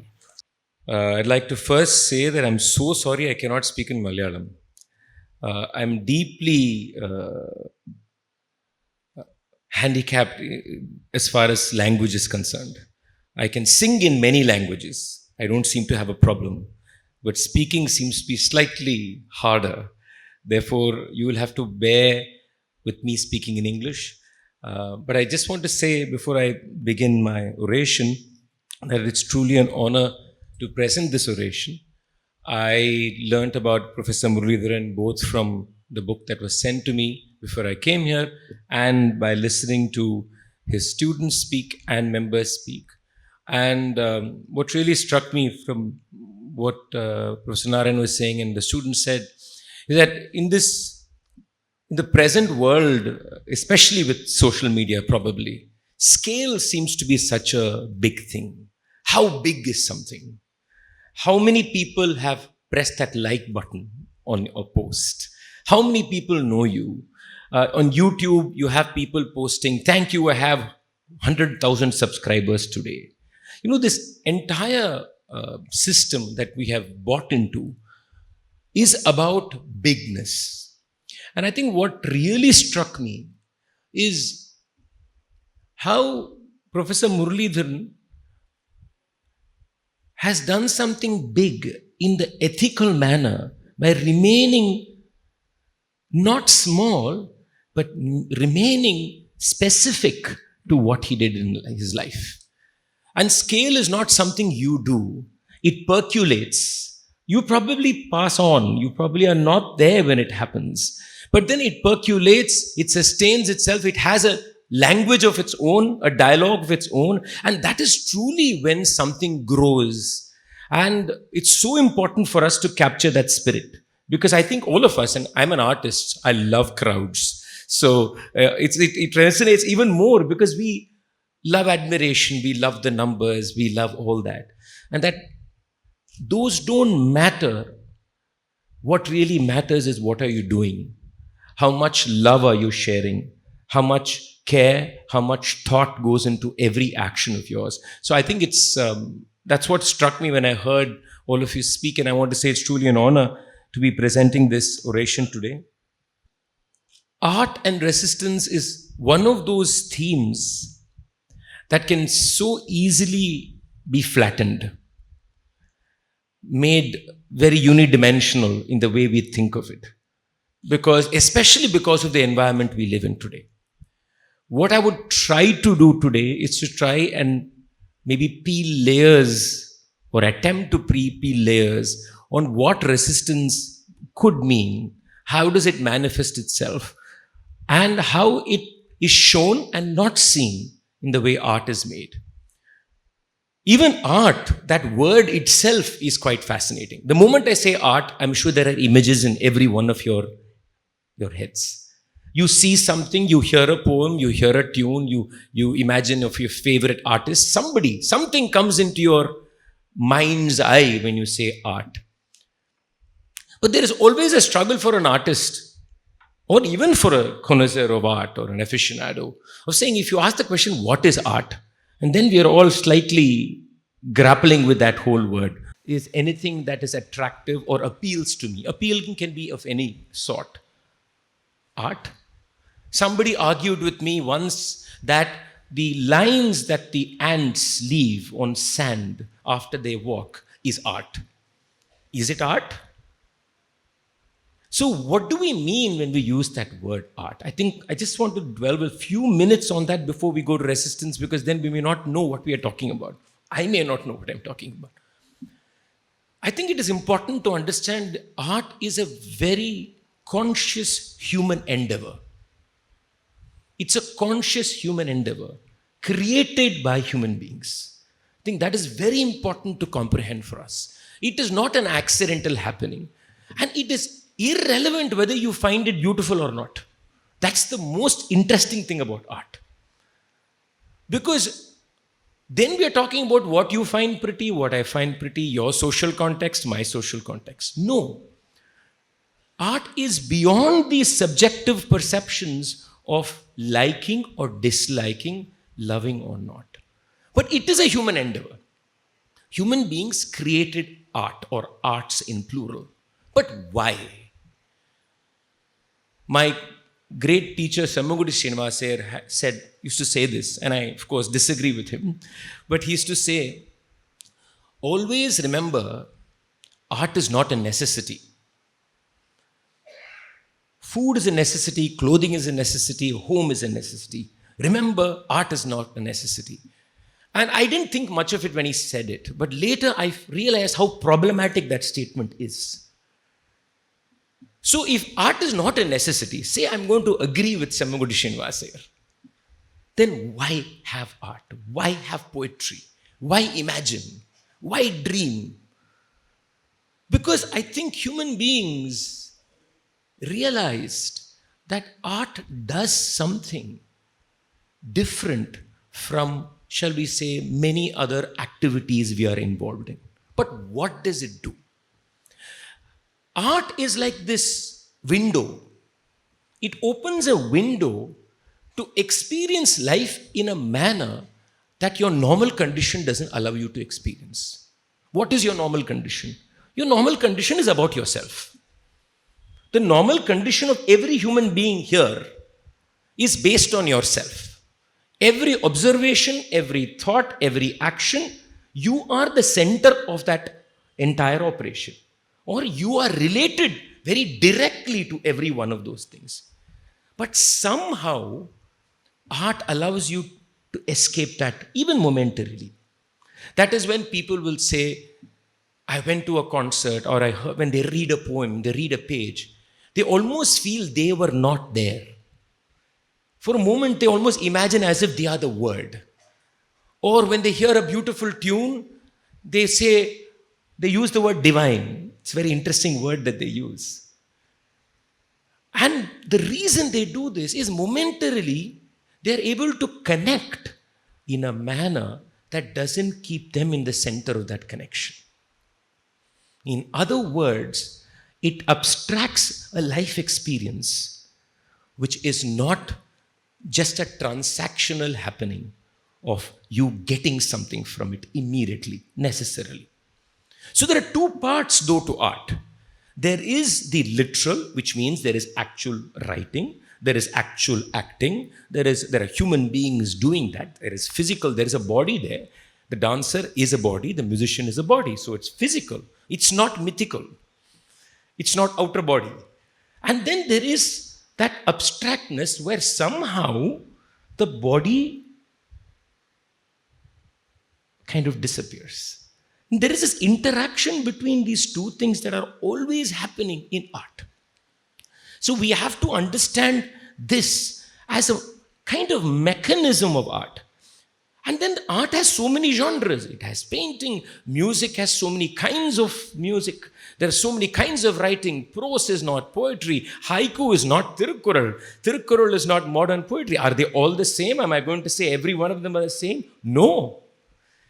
But what I can say with a degree of confidence is that every one of these forms are looking at the literal and the abstract. And in that relationship between the two is where the form opens itself up. Through the voice, through the color, through the word, through movement, through theatrics, through all these ways. And that is what makes art so essential to living. I disagree with Shemmangudi Srinivasa that art is an essentiality of society. Which is why we say a society that has robust art is a society that is active, a society where ethical questions can be asked. Simply because most ethical questions can be asked only when you're not the center of that question. If you are the center of the question, usually you flounder in ethics because then you're talking about yourself. And art allows you to do that, to kind of escape our own conditionality. Then within this word, or shall I expanding this word, to some extent, we use the word culture. Again, a word, especially in today's context, baffles me. In fact, I don't even understand when we say Indian culture. That's just an outright lie. There is no Indian culture. There are probably Indian cultures. And it's probably true that each one of us know about 0.1% of what we are talking about. The culture you know is your context, your home, your environment, your college, your town, your exposure. That is your culture, your reading. So when we say Indian culture, I went to Nagaland a couple of years ago during COVID. I was there very, very far away in the jungle. And after spending a week, I actually thought to myself, is there anything that connects me to that person I am talking to? Culturally. And the answer is nothing. We connected as human beings, yes. But culturally, which means in terms of habits or in terms of even imagination, in terms of our association with nature, in terms of body, there was nothing that connected me to that person. I could have been in any other part of the world. So when we say Indian culture, what are we talking about? We are just lying through our teeth. We have just drawn one line and called it Indian culture. We have to be honest enough to navigate this. Only then we will be able to share anything with another person. So when we bring art, and somehow artists and art forms are supposed to be like the emblems of culture in some manner. So if you say, what is your culture? People point to three things: clothing, food, art. This is usually what people will do. If you say culture, what you eat, what you wear, and what are the songs you listen to or the dances you see.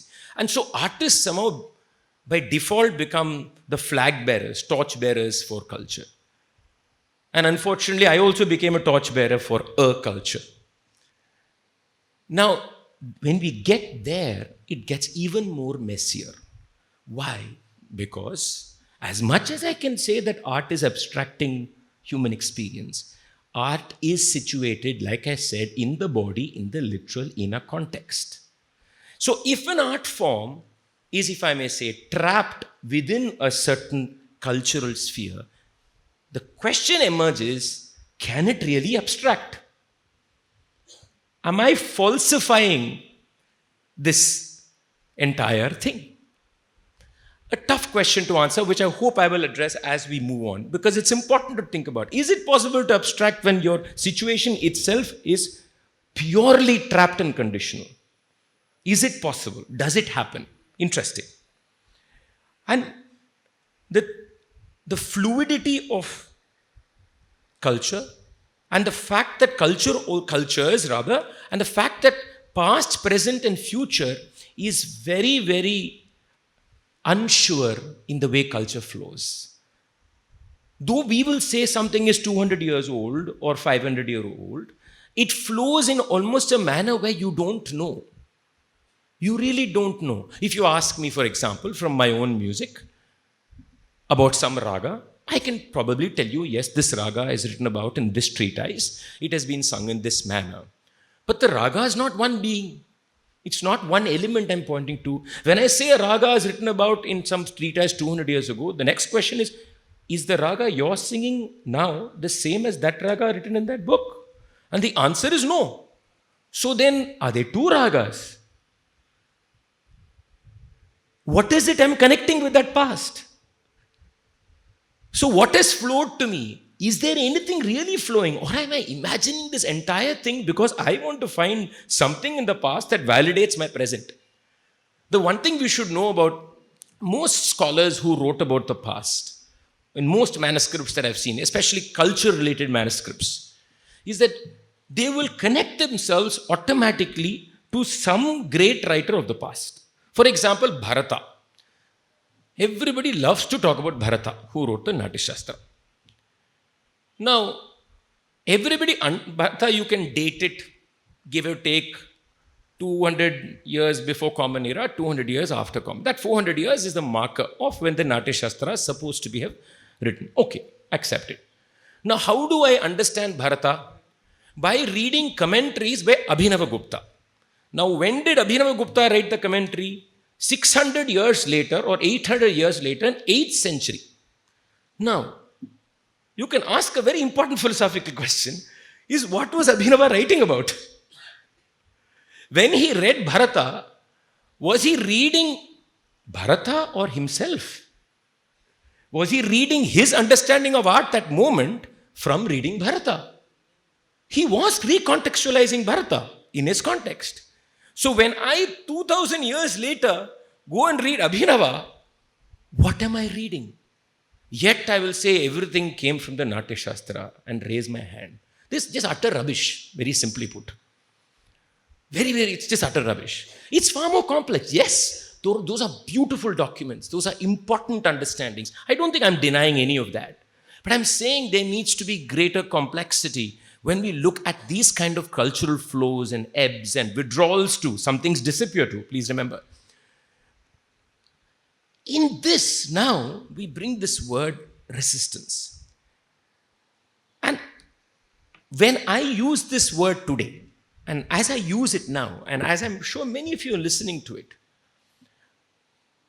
you hear it as, if I may say just for a moment, as a political expression. I'm not saying art is not political. Before you jump at me at that, I'm not saying that. But I'm saying it suddenly jumps up as a very overtly political expression. It is. And our present environment or our own grapplings with democracy, grapplings with rights, with equality, with liberty, all get, shall we say, embedded in that one word, resistance, the moment I said it. The one thing we have to clearly remember about the word resistance is inherent in it is a pointer towards an imbalance in power. The reason you use that word is because you're saying that there is a power imbalance, that there is some form of homogeneity being forced or marginalization being forced. This has to be understood. I'm saying this forcefully today because in today's political environment, you have a majoritarian government, union government, you have a majoritarian cultural habit, a highly Brahminical cultural habit, which is now saying we never had space to express ourselves, and almost positioning themselves as the ones who are resisting the rest of society. There can't be something more vulgar than this expression. This is not resistance. This is further oppression. This is further marginalization. Resistance is only when it comes from a position where the voice has either been shut out, muted, erased, doesn't find space. These kind of struggles is the basis of resistance. So when we speak about art or cultural resistance, we are looking at what you could say is an down to up pushback, a collective pushback of an oppressive structure. And the oppressive structure can be of various forms and types. So, but there are three elements to it. What is the resistance against? Who is resisting? And why is there resistance? I'll start with the second point. Who is resisting? That goes back to community, people, thoughts, even ideas. That could flow beyond one community. That could go across social spectrum, are sometimes completely pushed to the side. So it could be ideas that are being pushed back on. It could be communities. It could be ethnicities. It could be many kinds of people who are protesting or who are resisting through art and culture. What are they resisting? And here it can get a little more nuanced. And I will come back to it as I give you a few examples of it. Why? In most societies in the world, the condition of the most oppressed especially, whether it is oppressed because of caste, race, color, gender, sexual preference or anything, they are in a perpetual state of cultural resistance. They are in a perpetual state of cultural resistance because there is no other way the rest of society is even paying attention. So they always have to come and tell you, listen to our voice, listen to what we have to say. We will not accept what you're saying. And that brings great art, but it's also a reflection of how the rest of us behave in society. That a group of people have to constantly be telling us on our face that their existence is at jeopardy because of who we are or how we behave. So, is resistance then an inherent quality about art? It's an important question. Is inherently art always resisting something? Now, I don't think that is a necessity. Art could be asking questions, yes. But does it transform itself to a resistive mode? I am not entirely convinced that it is a necessity. But, and this is a very important but, though, say, me as an artist, let's hypothesize a situation. Say I am an artist who is not who's conforming to whatever I'm doing. And in my mind is not any of these very important questions of life, even in my smaller circle. I just go sing or I just go paint. And the art I produce is therefore not directly resisting anything or asking difficult questions. But this is, I think, the greatness of the human mind. Built into every aesthetic structure of every art form is that window I spoke about in the beginning. So even if I don't, for example, have a direct intention, somehow in the process of making art, that window still appears in front of me. That window somehow opens. And maybe momentarily something happens, but I quickly run back to my security of society. So, art in a way has a mechanism through which it offers you a gift. Art is a gift.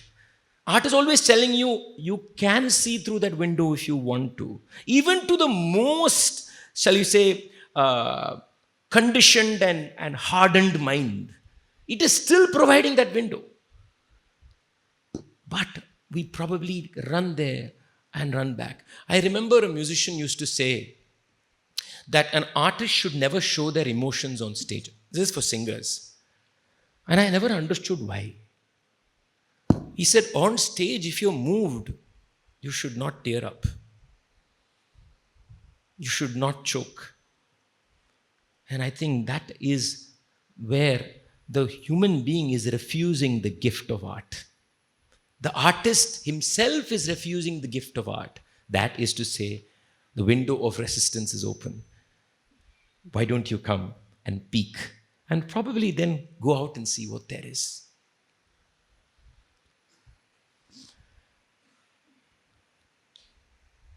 Then there is the artist, like I said,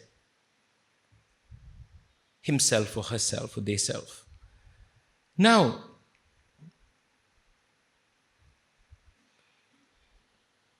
like I said, the artist may not have an overt agenda to change something, to question something. May not have. But then we have to see this with a little nuance. Because resistance does not mean there is always a target group or somebody out there that is being only pushed back. That could be one element of resistance. And I think who I would use as an example is Narayana Guru here. And I will also use the Vachanakaras of Karnataka. It's a very interesting, we do a lot of boxing things of them because we want to say one story and we use them for that story. But just think about this. What's fascinating about Guru for me is you could of course say he's a social reformer. He is of course pushed a casteless society. It was of course, and his social location meant he was directly fighting a caste battle. Let's just put it out there, right? But was he only doing that? This is where we need to think a little deeper. And what is fascinating is he was saying, I will fight for my right for faith. Very fascinating. And very similar to what the Vachanakaras did. My body, I have a right to the faith. And I have the right to say, this is how I will pray. This is how I will interpret. This is how I will experience. So it is not only about the other, but it was also fighting the interior of the self himself. So he was also fighting his own conditions. He was also fighting his own mindsets. Somewhere the outside and the inside collapses in this form of resistance. So it is a dialogue with somebody, but it's also a dialogue with oneself. It's also a dialogue to say, I will find reimagination to how I will believe, to how I will pray, to how I will surrender to whatever I believe in. And I think that's a fascinating way to look at resistance. Because if you only position resistance as an exterior mechanism, then what is happening to us during that resistance is something we don't investigate. And I think that Guru, in a very interesting manner, is playing this inward-outward game, if I can call it that. And they both spoke to each other very, very intensely, which is why he didn't see a dichotomy about singing about every god. At the same time, speak about social issues. There was no dichotomy there. He could sing about the goddess. He could sing about Shiva. He could sing about Christ. He could also question social action. He could finally say, I don't want any of these people's idols. This incredible fluidity in Guru is because resistance was not only I resist you movement, but was also what are we doing to ourselves in the process of resisting. What are we doing to those things within ourselves that also stop us from being able to push back our conditions? And I think that's fascinating. In the credit to the Vachanakaras, I think there's also another nuance. Not everybody came from the same social position. Basava, for example, comes from caste privilege. Akka Mahadevi comes from a different social location. And each of them, therefore, in fact, I've been working with some vachanas of late, and not too much, I'm no authority on it. But I find that the poetic expressions are very different even within that entire oeuvre or genre. And that's where this whole, their own locations and their own struggles and their own pushbacks are different discourses and different poetic discourses, and not are the same, because once again, it's both an inward and outward movement.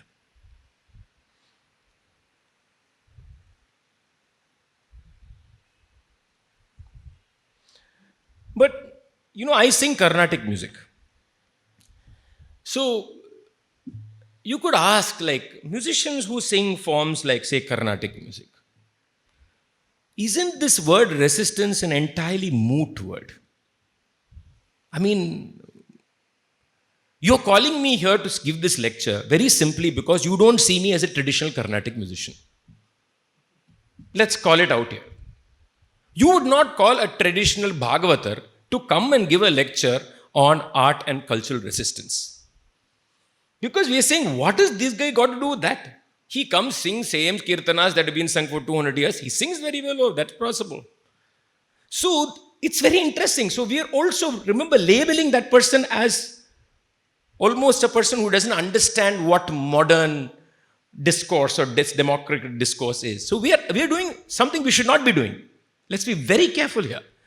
So, is there anything that exists in, shall we say, traditional, and I'll maybe further qualify, in privileged traditional art forms, right?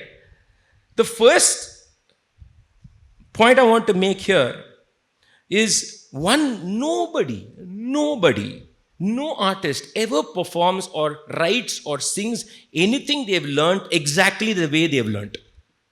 Nobody does. That individual does something to what has been given. That we have to first recognize. So nobody is a parrot in that sense, right? I learn from a teacher or I'm guided by somebody, and then something about me starts speaking through what I do, right? That's one. Two, what about this idea of aesthetic resistance? Resistance that is within, shall we say, the aesthetic form of art itself. Is that also resistance? Because we are always talking about the socio-political, the obvious socio-political, right? What about aesthetic resistance? And I can tell you that there is a lot of aesthetic resistance. Let me give you my own example. Now,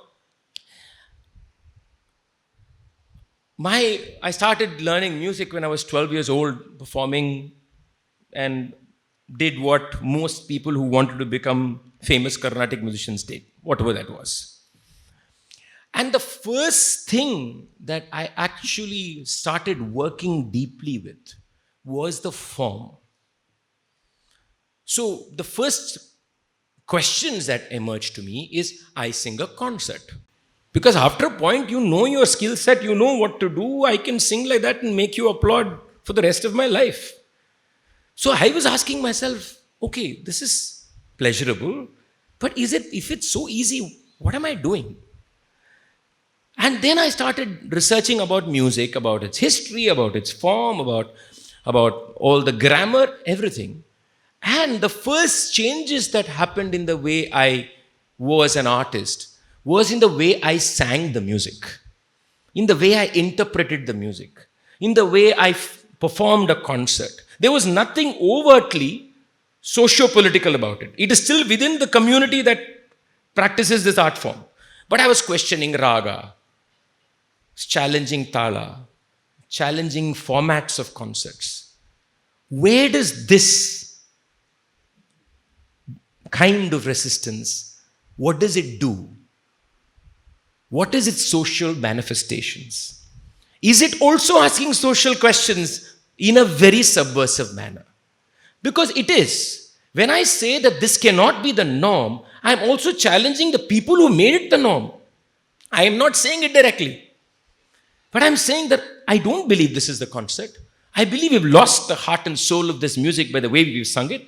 And I want to express myself. But I'm also saying, who stripped the heart and soul of this music? What has been stripped? What are we doing? So aesthetic resistance can happen even between the most, shall we say, crustacean art form. It happens. And so even the most, within quotes, conservative artists sometimes are doing that. And let's not underestimate its power.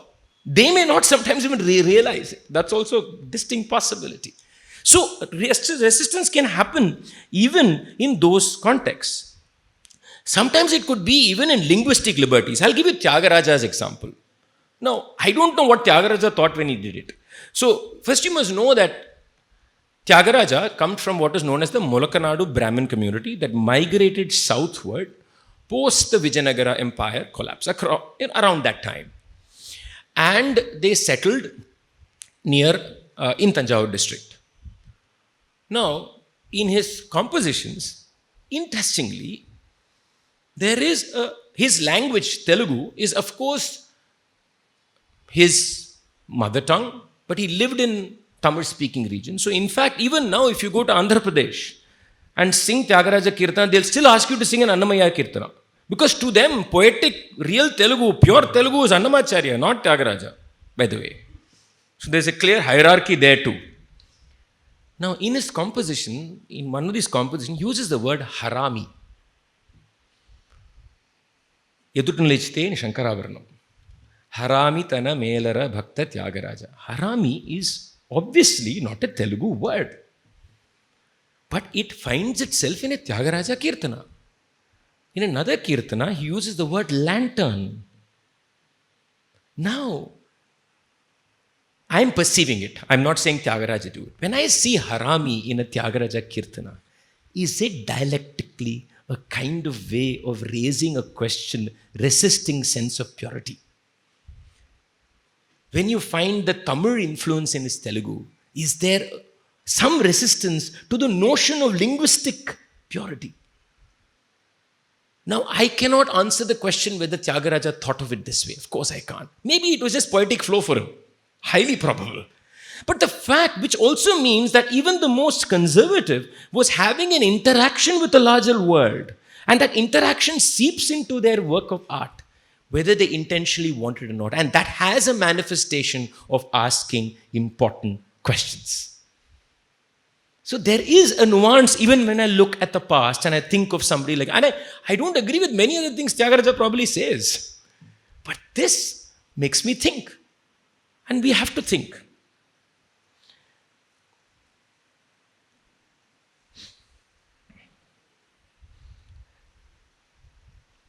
And Tyagaraja doesn't stop with that, by the way. Even within his little world, it's most probably, it's also likely, according to some scholars, that in the pecking order of Brahmins in that region, he was probably in the lower level of the pecking order. Because he was a Telugu-speaking Brahmin who had migrated. So the Tamil-speaking Smartas of that belt were at the top of the pecking order, social order. So it's also possible that some of these things are coming from even that micro hierarchy that existed in his environment, right? But he does more things. In his compositions, there are times he directly challenges rituals. Manasunilpa Shakti Rekapote, he's saying, what are these people doing all these rituals? It's a waste of time. They have no control over their mind. All this is a waste. Then he talks about the falsities of devotees and the drama of being devotees. He goes on to say that, almost you could use the word pseudo-bhagavatas. He says that something like, they are like vessels that have milk, but vessels can never taste the milk. Now he is directly challenging Brahminical habits within his community. Now, that doesn't mean Tyagaraja is completely Catholic and he is understood the world and social hierarchies. No, of course not. There are things he says about other castes and he says about women that are deeply problematic to me. But here, can we as onlookers allow him that space to be both? Can we allow Tyagaraja to be, in our eyes, in certain spaces, problematic, but also say, there is resistance there. Resistance is not an overarching arc that everybody embodies from every action of their life. We are also choosy about resistance. Let's be very honest about ourselves here. We are choosy. We decide what we want to resist. Other time we just close our ears and act as if it never happened. This is human behavior. So I think we have to allow that negotiation also there when we are looking at resistance in art and culture. That everybody is kind of negotiating, right or wrong. Just keep it aside for the moment. For the moment. We are negotiating that. We find places where we can find a middle ground. There are places where you cannot find a middle ground. Sometimes you just keep quiet. So everybody is doing that within their own life experience and what they know and what they don't know. There's another fascinating thing that happens. At times, a song or a piece of art, even a cultural movement at times, that is created in a certain context, gets shifted to a completely different context, meaning something else. And a classic example is the song Hum Dekhenge. It's a fascinating example of this. A song written in Pakistan, resisting Ziaul ul Haq, becomes the voice of the CAA protests across this country. Now, in the in-between period, it was mainly heard in the left circles to some extent. That's about it. Beyond which, it was not active as a song, right? So there's a dormancy of the song. Song goes dormant. It's not part of imagination. Then it completely comes back into being. Of course, there's what happened in Kanpur, etc., that gave it that context. But then, there are two resistances here. Now, I won't even call Faiz original. No, this whole word original becomes very, very problematic. But Faiz writes it in a certain context. And his words embody that context and his emotional response to that context. That entire song and comes and, cradles itself in NRC-CAA movement. It suddenly becomes part of Indian constitution almost. It's the voice of the Indian preamble. Wow. How did that happen? But then there's something else happening when this happens. What is the meaning of the song? Where does the meaning lie? The meaning moves. The meaning is re-understood. It's reimagined. People draw in a different manner.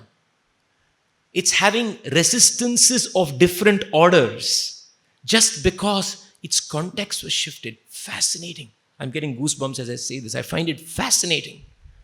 And how easily the people who sang it thought it was their song. In fact, I don't think Faiz actually became irrelevant at that point, if I may say so. It didn't matter who wrote it at that point. It became the voice of saying something more. So that too happens. That a song shifts in time, in context, and that is the beauty of art. And let me tell you that all great art has this inherent flexibility.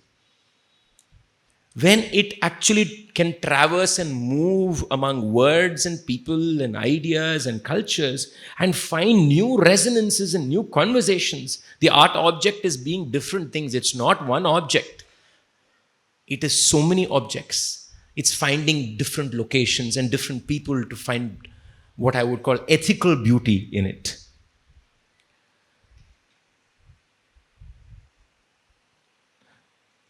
But there can be other forms of resistance too.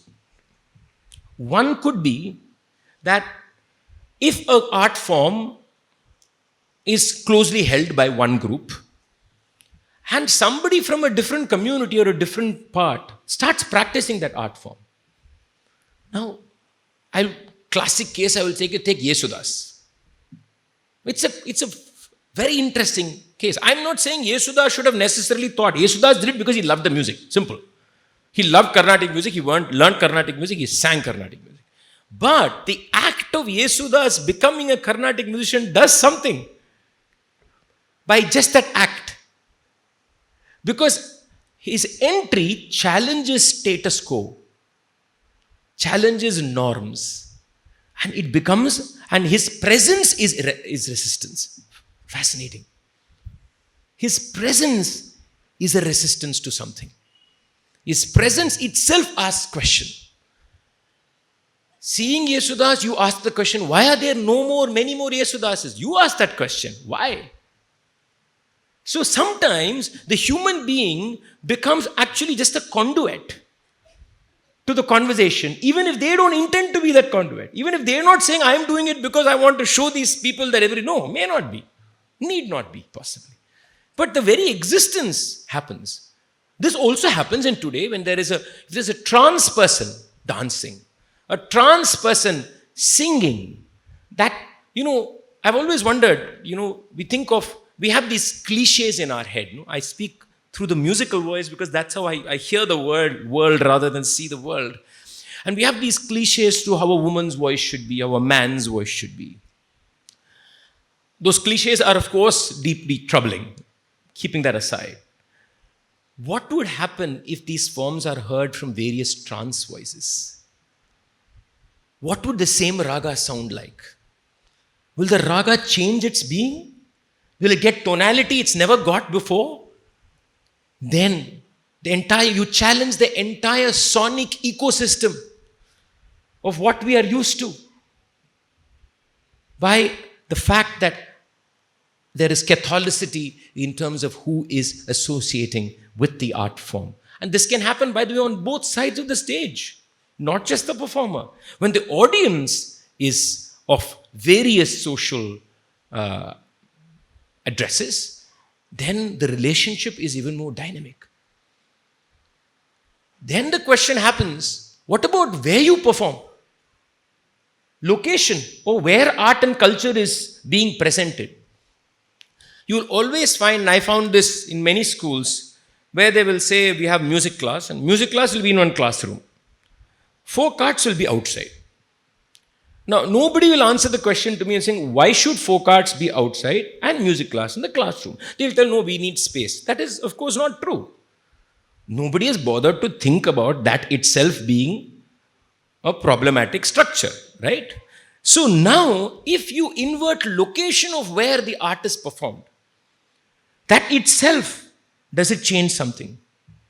If, say, art forms that are never heard on the street are heard on the street.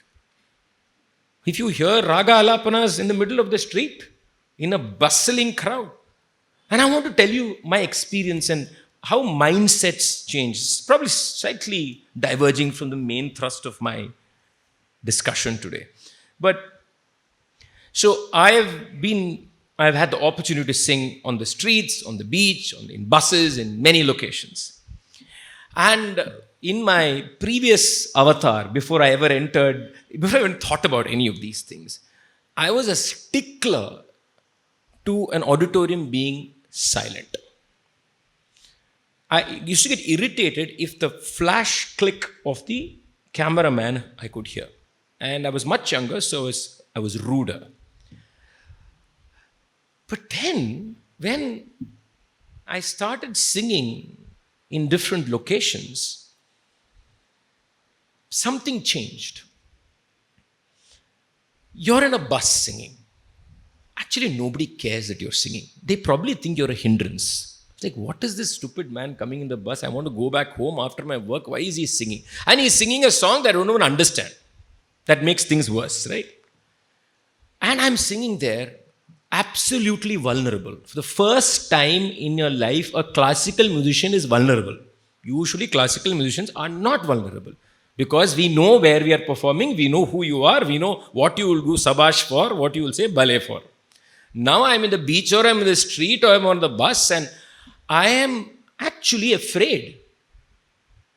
This is real fear. This is very interesting. This is real fear because I was afraid that somebody is going to say, shut up. Okay? Now, but then, after you pass that, you kind of, once you start singing, you somehow cross that threshold.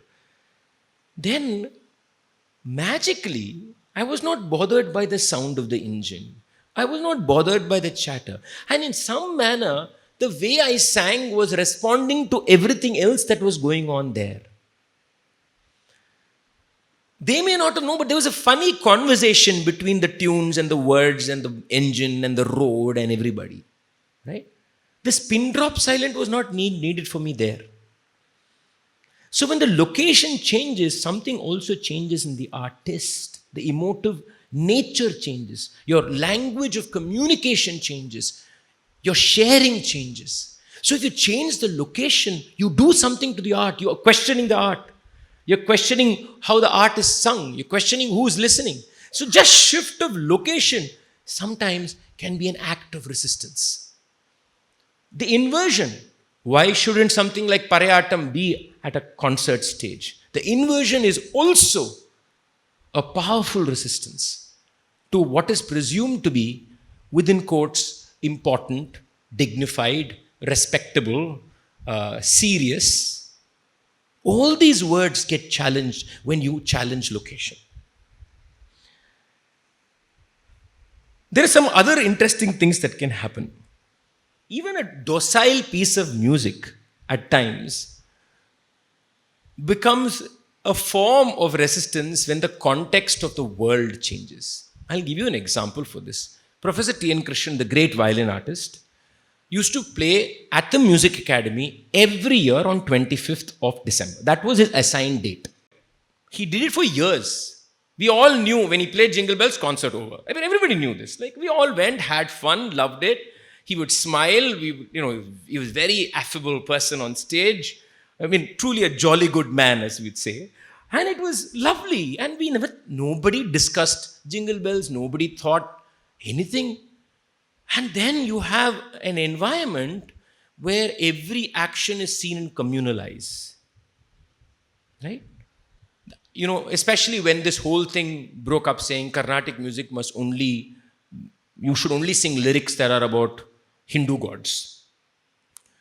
Now, the next year, I don't know what his political position was. Probably irrelevant. He was probably conservative. It's highly probable that he was on the conservative side of things. But he still played Jingle Bells, by the way. Because for him, he didn't see a problem in his head. That's very interesting. Now, after this entire thing explodes, he plays Jingle Bells in December.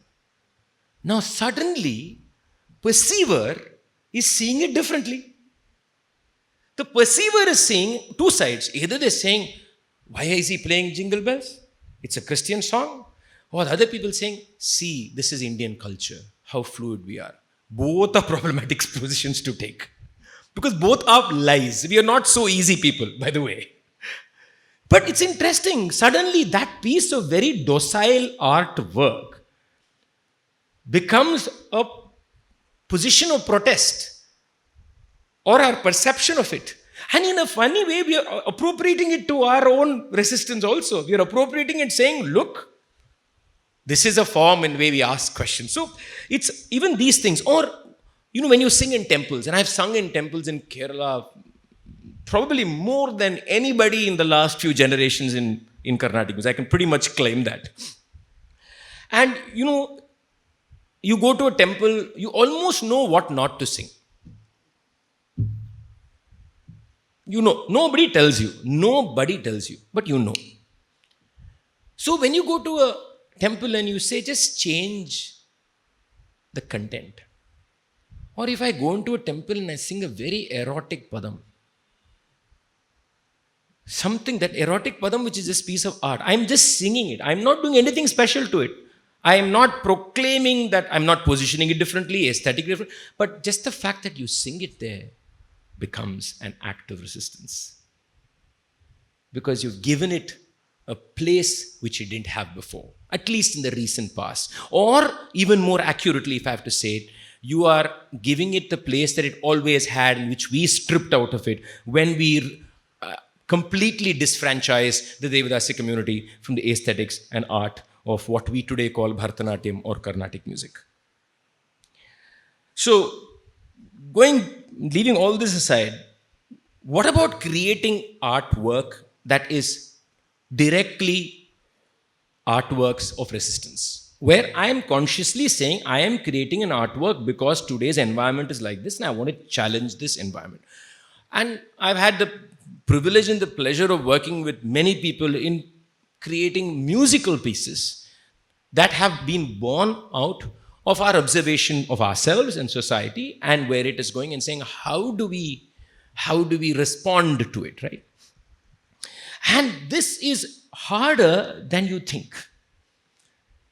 You know, people think you're an artist, you should be able to do this.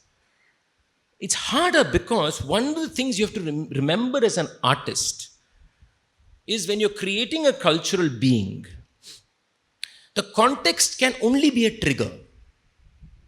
The context can be the matchstick that gives you that direction of thought, that direction of feeling, that urge of saying, you know, when all that we saw in Manipur, I was thinking to myself. And there was a song that we'd already created, which Perumal Murugan had created. And we were saying that, you know, it is like a response to this. So, but then it can only be a trigger.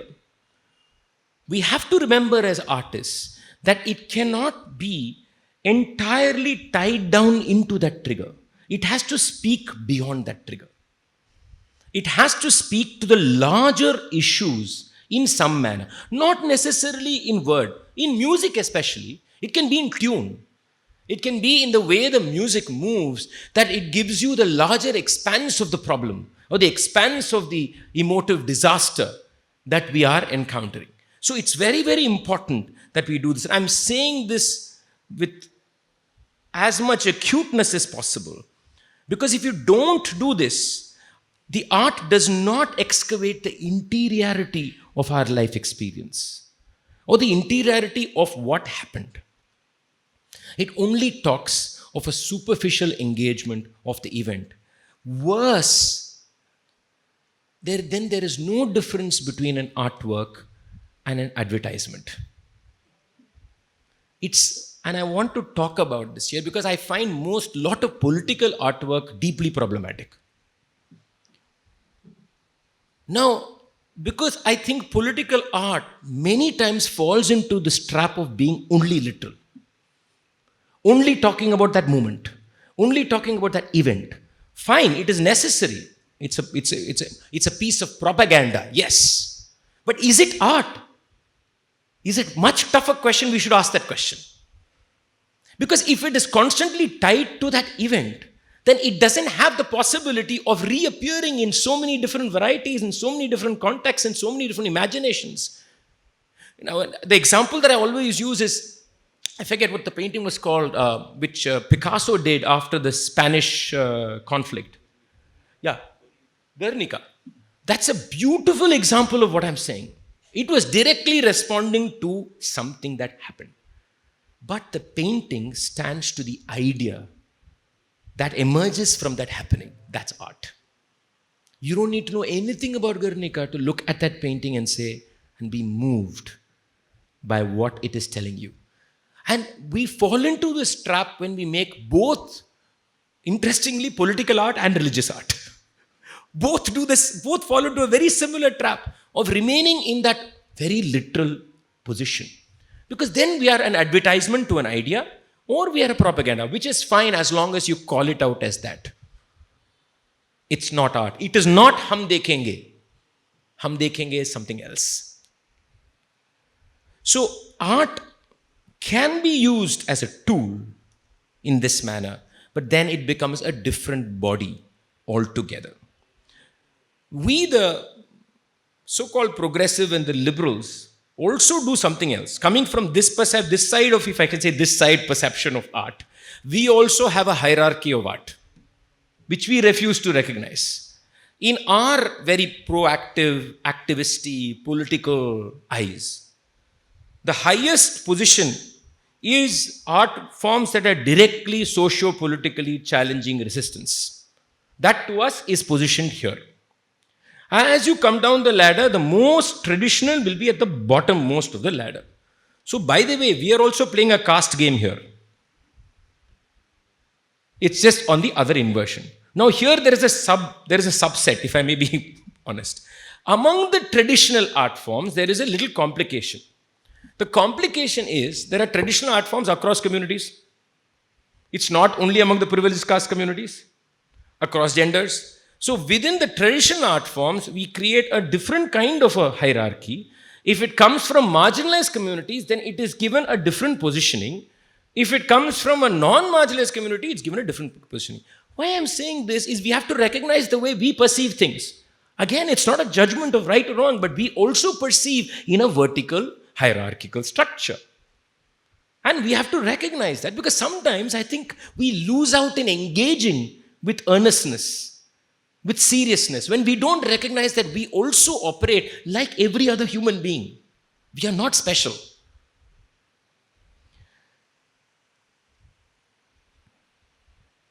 So, do I have another 5 minutes? Okay.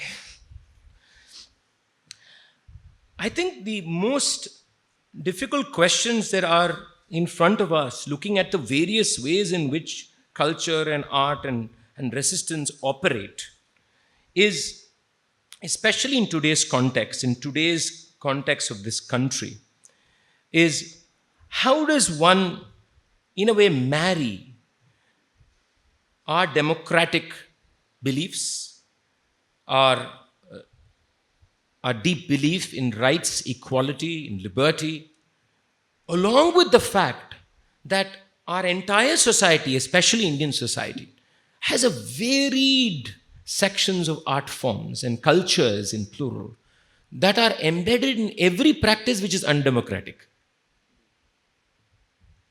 Then I think that we have not grappled enough with this.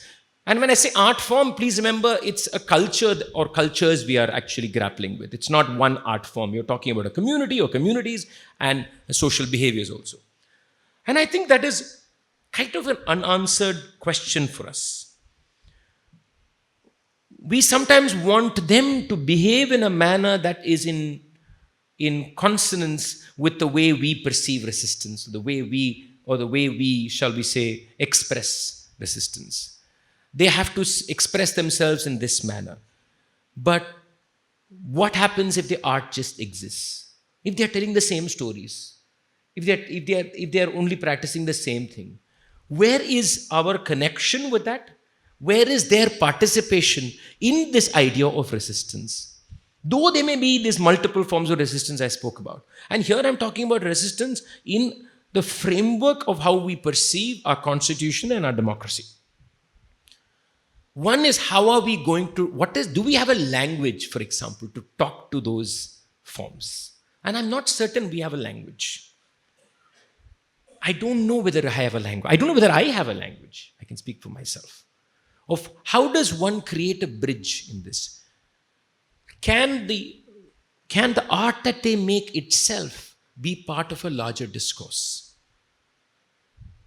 Can that lead to change that is more organically happening within the system than being forced to be homogenized by a certain perception of how we see, within quotes, modernity, for example? Right? I think this is a very serious thought that we need to think about, because and I feel that we let go of that conversation, which is why among the various, shall we say, traditional cultures of this country, today you see a rise of great amount of bigotry of various forms. And that is because I don't think we developed a dialogue with the way those cultures behaved, with the way those cultures manifested themselves in art. We did not create enough of a dialogue. Maybe we did sometimes. Possibly I'm not overlooking certain endeavors. But in general, we did. So how does one speak? Muthu Chandran is a friend of ours. He does what is known as Tolpavai Kutty. He lives near Nagarkoil. He's a wonderful artist. He also does some of his art for environmental requirements. Now, here we are purely using him. We are calling him and say so just look at how we do this. Not that he doesn't want to do it, but just think of this a little dispassionately. I have an agenda to talk about environmental problem. So I call Muthu Chandran. Muthu Chandran is already a marginalized person who is waiting for opportunity for performance, and tell him, Muthu Chandran, I want you to make a drama for this cause. Now, is that an equal conversation between Muthu Chandran and me? It is not. And I am talking about democracy. There is a roughage over here. There is something, I'm not saying we don't, of course he still comes, he loves to perform, he does it. You ask Muthu Chandran what he would like to perform, he'll say, I will do this part of Ramayana. But I don't want Ramayana. Why? Why don't I want Ramayana? Why can't I find a space for Ramayanam here? Muthu Chandran's Ramayanam here. These are those little spaces of dialogues that I don't think we have yet emotively also figured out, intellectually apart. Because we have not figured out how we can give him that space to do what he loves. Maybe tomorrow he will do a different story. But can that be his own organic process? And not something I want to say. Right? So I think these unevennesses that exist within the idea of resistance and these inter and intra forms of resistance make cultural resistance a very complex space of operation. Make it much harder to navigate than we think. We ignore some resistances, we co-opt some resistances, we celebrate certain resistances. We sometimes only notice resistances if they are in X form. But resistance also constantly changes, constantly finds new voices. Our point is, how can we be open to all these different discourses? As much as there are cultures, there are resistances in the plural. And they have to talk to each other. And probably the only way you will find various discourses from the old and the new and the medieval and even futuristic, all possibly can coexist if we create an environment where there can be a dialogue across this, which means a society where people can honestly, at least to some degree, be recognized as people and not on the basis of their social address. Often, I'm asked this question, can I sing a song? And I narrate a story that was told to me. Whether it's real or false is irrelevant. So the great musician Dr. M. Balakrishnan was in America. He was at dinner at some Telugu person's house. So if Balamurali comes, all the Telugu community will come and they'll all call him for dinner. Whether they know music or not, it is irrelevant, right? So some doctor calls him for dinner and he goes, and Balamurali was a person who spoke little. He just smiled a lot. And this man, the man of the house, as they say, comes to him and says, Balamurali garu, okka paatu, okka song garu. So he said, didn't say anything. 2 drinks later, he again comes to him and says, Balamurali garu, okka song, okka line. Balamurali again smiles. Maybe 5-6 drinks later, some food has gone in.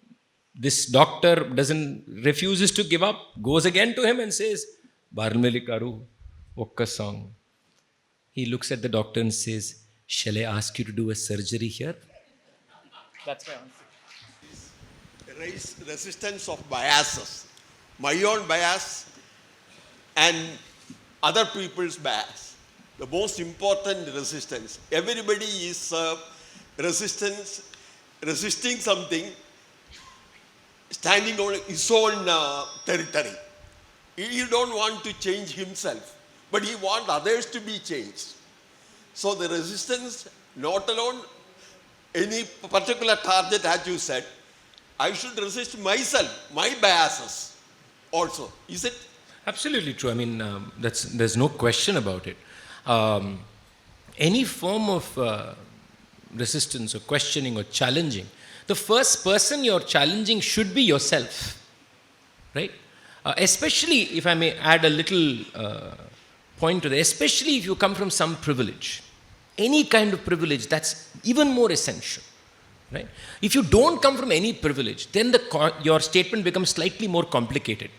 Say I come from a very marginalized location where my identity has been minimized by societal structures, where I'm told that my entire existence is irrelevant, then this question of changing yourself becomes slightly tricky over there.